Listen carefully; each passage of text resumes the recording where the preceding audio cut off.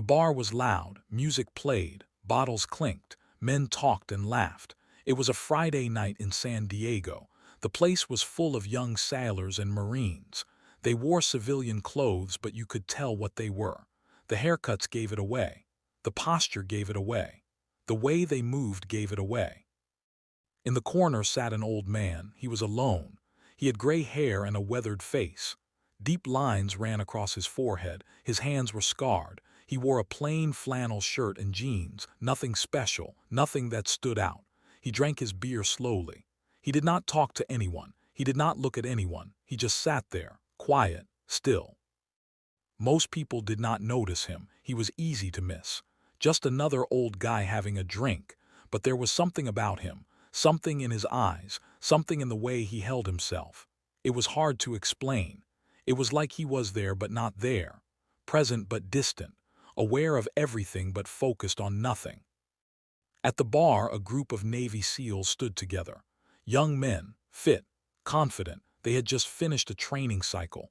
They were celebrating, they were loud, they were proud, and they had every right to be. They had earned their tridents. They had proven themselves. They were among the elite. One of them was named Jake. He was 26, strong build, sharp eyes. He had been a SEAL for 3 years. He had deployed twice. He had seen combat. He had done things most men would never do, and he knew it. He carried that knowledge in his chest. It made him feel invincible. Jake looked around the bar. He saw the other sailors. He saw the Marines. He saw the civilians.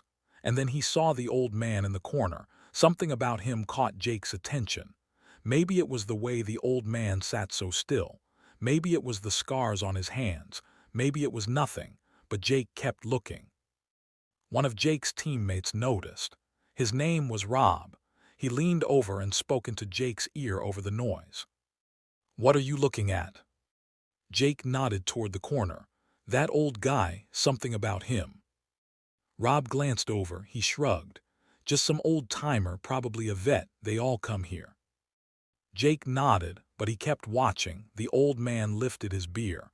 He took a slow sip. He set it down. His movements were calm, controlled. There was no wasted motion. Every gesture had purpose. It reminded Jake of something, someone, but he could not place it. The night went on. The bar got louder. More people came in. The SEALs had more drinks. Jake had a few too many. His confidence grew. His filter faded. He started talking louder, telling stories, making sure everyone knew what he was, what he had done. Then someone brought up call signs. Military nicknames. Every operator had one. Some were funny. Some were stupid.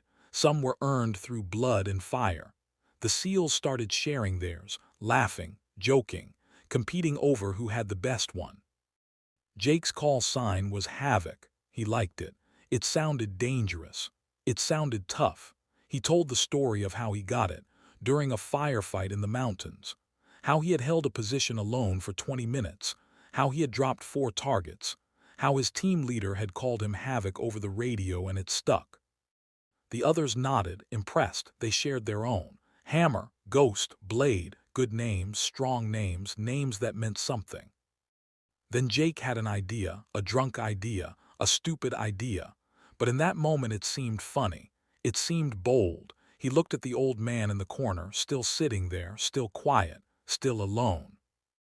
"Hey," Jake said to his team, "I'm gonna ask the old man his call sign." Rob laughed. "What, why?" "Because," Jake said, "look at him. He's got that look. I bet he was something back in the day. Let's see what he's got." Another SEAL named Chris shook his head. "Leave him alone, man. He's just trying to have a drink." But Jake was already moving. The alcohol pushed him forward. The pride pushed him forward. The need to prove something pushed him forward. He walked across the bar. The noise seemed to fade, or maybe it was just in his head. He reached the old man's table. He stood there. He waited. The old man did not look up right away. He took another sip of his beer, slow, calm. Then his eyes lifted. They met Jake's. And for a moment, just a brief moment, Jake felt something. A chill, a warning, a sense that he had made a mistake, but it was too late now. "Can I help you, son?" the old man asked. His voice was quiet, deep, steady. Jake forced a smile. "Yeah, hey, sorry to bother you. Me and my buddies over there, we were just talking. We're SEALs. We were sharing call signs. You know, nicknames, and I saw you sitting here and I thought this guy looks like he's been around. Like he's seen some things, so I wanted to ask, did you serve? And if you did, what was your call sign?" The old man stared at him. He did not smile. He did not frown. He just looked. The silence stretched. It became uncomfortable. Jake shifted his weight. He suddenly felt like a child being scolded without words. "I served," the old man said finally. Jake waited, but the old man did not continue. He just looked. And Jake asked, "What was your call sign?" The old man set his beer down. He folded his hands on the table, his scarred, weathered hands. He looked at Jake with eyes that had seen things Jake could not imagine, things Jake would never want to imagine. "The Reaper," the old man said. The words were quiet, but they cut through the noise like a blade. Jake felt them in his chest. He felt them in his bones. The Reaper. It was not a funny name. It was not a tough name.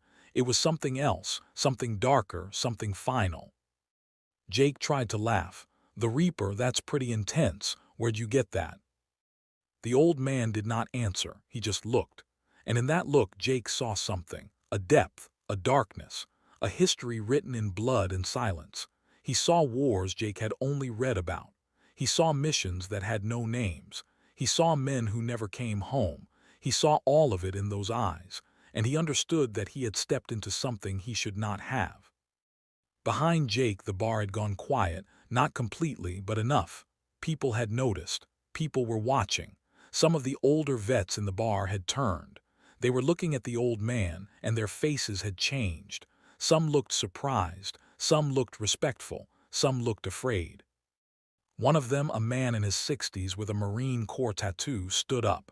He walked over slowly. He stopped next to Jake. He looked at the old man, then he looked at Jake. "Son," the Marine said quietly, "you should walk away now." Jake blinked. "What, why?" The Marine did not answer him. He kept looking at the old man.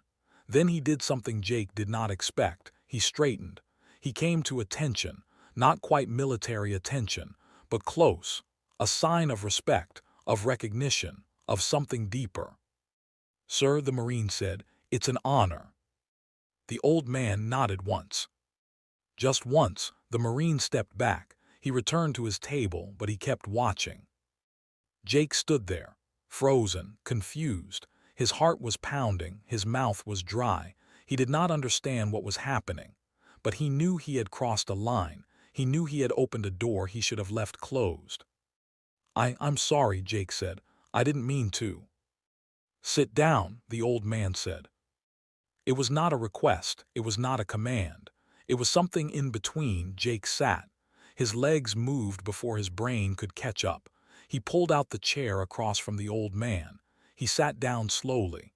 The old man looked at him, really looked at him, studying him, measuring him. "You're young," the old man said. "You're proud. You've done some things, you've seen some action, you think that makes you special." Jake wanted to argue, but he could not find the words. "Let me tell you something," the old man continued. "I was like you once, young, strong, thought I was invincible, thought I knew what war was, but I didn't. Not really. Not until I saw what it costs. Not until I lost the people I loved. Not until I had to make choices that no man should ever have to make." The old man paused. He looked down at his hands, at the scars, at the lines, at the years written in his skin. "The Reaper," he said quietly. "They called me that because I was good at one thing, ending lives. I did it for my country. I did it for my brothers. I did it because someone had to. And I carried that name like a weight, every single day." Jake swallowed. His throat was tight. He wanted to leave, but he could not move. "You asked me where I got it," the old man said. His eyes lifted. They locked onto Jake's. "I got it in places you've never heard of, doing things that don't exist in any record. I got it because when they needed someone to go into the dark and not come back until the job was done, they called me. And I went. Every time." The bar was silent now, completely silent. Even the music seemed quieter. Everyone was listening. Everyone was watching. The old man's voice was low, but it carried. It filled the space. "I'm not telling you this to scare you," the old man said. "I'm telling you this because you need to understand something. That trident on your chest, that pride you feel, it's earned. But it's also a responsibility. It means you carry the weight for those who can't. It means you do the hard things so others don't have to. And it means you show respect to those who came before you." Jake nodded. He could not speak. His throat was closed. His eyes were burning. The old man reached into his pocket. He pulled out a worn leather wallet. He opened it. He took out a faded photograph. He placed it on the table. It showed a group of men, young men in uniform, black and white, dated from another time. "These were my brothers," the old man said. "Most of them didn't make it home, the ones who did. They're gone now, all of them. I'm the last one left." Jake looked at the photo. He saw the faces. Young, eager, alive, just like him, just like his team, and he understood. He understood what the old man was trying to tell him. The old man put the photograph back in his wallet. He closed it slowly. His fingers traced the worn leather. Then he looked up at Jake again. "You want to know about the Reaper?" the old man asked. "I'll tell you, but you need to understand something first. A call sign isn't a badge of honor, it's a brand. It marks you, it defines you, and sometimes it becomes the only thing people remember." Jake nodded. He was sober now, completely sober. The alcohol had burned away. All that remained was clarity and shame. "It was 1968, the old man began. Vietnam. I was part of a unit that didn't exist. We went places the regular military couldn't go. We did things that couldn't be reported. Our job was simple. Find the enemy, remove the enemy, come home, repeat." He paused. He took a drink. His hand was steady. It had always been steady. "There was a village," he continued, "deep in the jungle. Intelligence said it was being used as a staging ground for attacks. They wanted it cleared. They wanted it done quietly.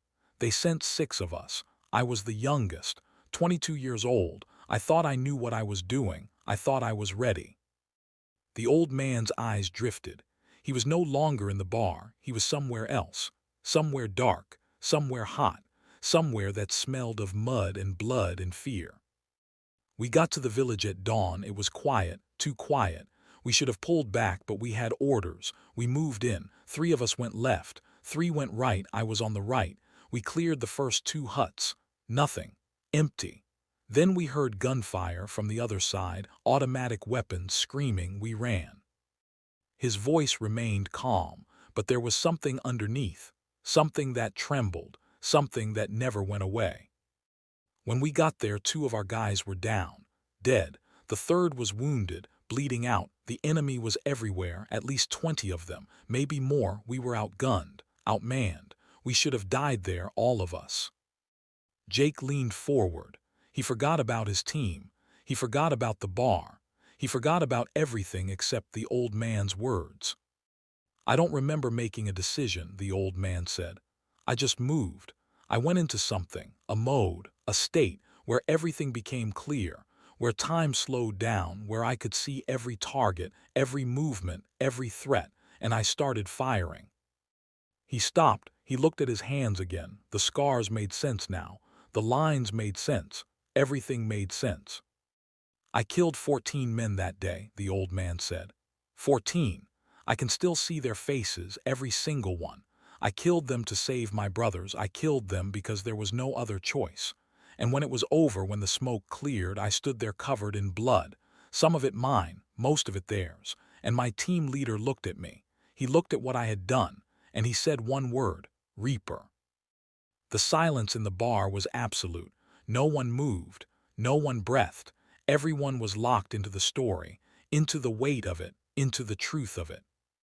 "That name followed me," the old man continued. "Every mission after that, they called me the Reaper. When things got bad, they sent me. When a job needed to be done no matter the cost, they sent me.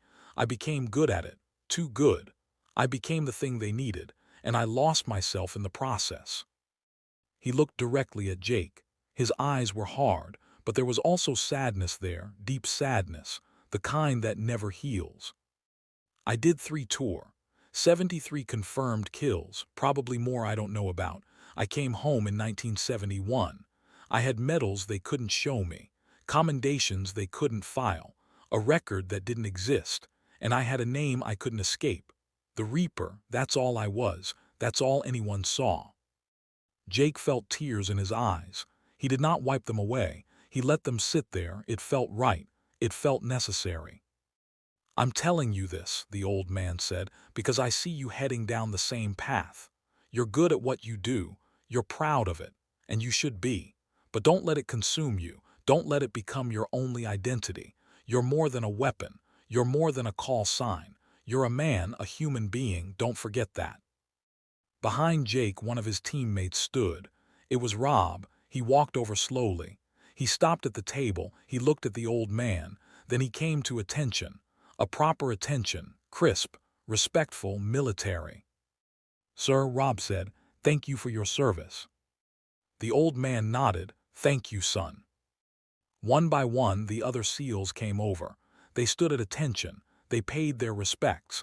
Jake watched them, his brothers, his team, and he felt something shift inside him, something important. When they were done, they returned to their spot at the bar, but they were quieter now, different. The celebration had changed into something else, something more meaningful. Jake remained seated. He did not want to leave yet. He had more questions, but he did not know how to ask them. The old man seemed to understand. He finished his beer. He set it down. He looked at Jake one more time.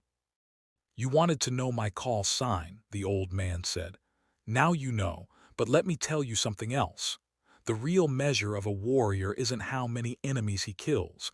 It's how many of his brothers he brings home. Remember that, always." Jake nodded. His voice cracked when he spoke. "What's your real name, sir?" The old man smiled. It was the first time he had smiled all night. It was small, sad, but real. "Does it matter?" he asked. Jake thought about it, then he shook his head. "No, sir, I guess it doesn't." "Good answer," the old man said. He stood up slowly. His knees creaked. His back straightened with effort. Age had caught him. Time had worn him down, but he still had that presence, that weight, that power. He reached into his pocket. He pulled out a challenge coin. It was old, worn, the insignia was faded, but Jake recognized it. Special operations. Vietnam era. Real, authentic, priceless. The old man placed it on the table in front of Jake. "Keep this," he said, "not as a trophy, but as a reminder of what we do, why we do it, and what it costs." Jake picked up the coin. It was heavy, heavier than it should have been. He looked at it, then he looked up. "Sir, I can't take this. This is yours. You earned this." "And now I'm giving it to you," the old man said. "Pass it on when the time is right. When you meet some young hotshot who needs to learn the same lesson you just learned. That's how we keep the memory alive. That's how we honor those who came before." Jake closed his hand around the coin. He felt its weight, its history, its meaning. He stood up. He came to attention. He rendered a proper salute. The old man returned it, sharp, perfect, like he had done it 1,000 times, like he had never stopped. Then he turned. He walked toward the door. Every veteran in the bar stood as he passed. Some saluted, some nodded, some just watched, but all of them showed respect, deep respect. The kind you can't fake, the kind you have to earn. Jake watched him go. The old man reached the door. He stopped. He looked back just once. His eyes found Jake's across the room, and in that moment something passed between them, understanding, recognition. A torch being passed from one generation to the next. Then the old man was gone, out into the night, into the darkness, back to wherever he had come from. The bar remained quiet for a long moment. Then slowly the noise returned. People started talking again. The music came back up. Life continued, but something had changed. Everyone felt it, especially Jake. He returned to his team. They looked at him. They did not ask questions. They did not need to. They had all heard. They had all seen. They had all learned something tonight. Jake opened his hand. He looked at the coin. He traced the faded insignia with his thumb. Then he put it in his pocket, close to his heart, where it belonged. "Who was that guy?" Chris asked quietly. Jake shook his head. "I don't know, but I'll never forget him." Rob lifted his beer, "To the Reaper." The others lifted theirs, "To the Reaper." Jake lifted his, but he said something different. "To the old warriors, the ones who paved the way, the ones who carry the weight so we don't have to." They drank in silence, in respect and understanding. That night Jake went home. He could not sleep. He lay in bed thinking about the old man, about his words, about his eyes, about the weight he carried, about the men in that photograph, about all the things that had been sacrificed so Jake could have the life he had. He thought about his call sign, Havoc. It had seemed so important before, so defining, but now it felt small, temporary, just a word. What mattered wasn't the name, it was what you did with it, how you carried it, what you stood for. In the morning, Jake returned to base. He gathered his team. He told them they were going to start doing things differently, not in their operations. Those were solid, but in how they treated others, how they carried themselves, how they honored the legacy they had inherited. Some of them understood right away, others took time, but eventually they all came around, because they had all been there that night. They had all seen the Reaper. They had all felt the weight of history pressing down on them. Weeks passed, then months. Jake kept the coin with him always. He took it on every mission, every deployment, every operation. It was his reminder, his anchor, his connection to something bigger than himself. He never saw the old man again. He looked for him. He went back to that bar many times, but the old man never returned. It was like he had been a ghost, a phantom, a message delivered and then gone. Jake asked the bartender about him. The bartender shrugged. "He comes in maybe once a year, always alone, always quiet. I don't even know his name." But others knew. The old vets knew. When Jake asked them, they would get a certain look in their eyes, respect, fear, awe. They would nod. They would say things like, "I heard stories," or "He's a legend," or "I'm glad I never had to face him." One old Army Ranger told Jake something that stuck with him. The Reaper wasn't just one man, he was a symbol, a reminder of what we're capable of when we have to be, when everything is on the line, when there's no other choice. He represented the cost of freedom, the price of peace, and he paid it every single day of his life. Years went by. Jake became a team leader, then a senior operator, then an instructor. He trained the next generation, and when he did, he told them the story. The story of the night he met the Reaper, the story of the old man in the bar, the story of what it means to serve, what it means to sacrifice, what it means to carry a name that defines you. And he showed them the coin. He let them hold it, feel its weight, understand its meaning. Some of them got it right away. Others had to learn the hard way. But eventually they all understood. The job wasn't about being tough. It wasn't about being the best. It wasn't about glory or recognition or pride. It was about service, about duty, about doing the hard things so others could live in peace, about standing in the dark so others could stand in the light, about being the Reaper when you had to be, but never forgetting the man you were underneath. Jake never forgot that lesson. He carried it with him until the day he retired. And when he did, when he finally hung up his uniform and walked away from the teams, he knew what he had to do. He went back to that bar. It was a Friday night. The place was full of young sailors and Marines. They were loud, confident, proud, just like he had been. Jake sat in the corner. Alone, quiet, he ordered a beer, he drank it slowly, and he waited. Eventually, someone would notice him. Someone would ask. Someone would want to know his call sign.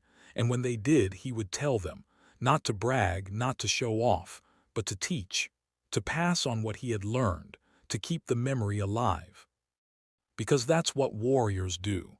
They carry the weight, They bear the burden, they stand in the gap, and when their time is done, they pass the torch to the next generation. The Reaper had taught him that, and now it was his turn to teach someone else. The cycle continued, as it always had, as it always would.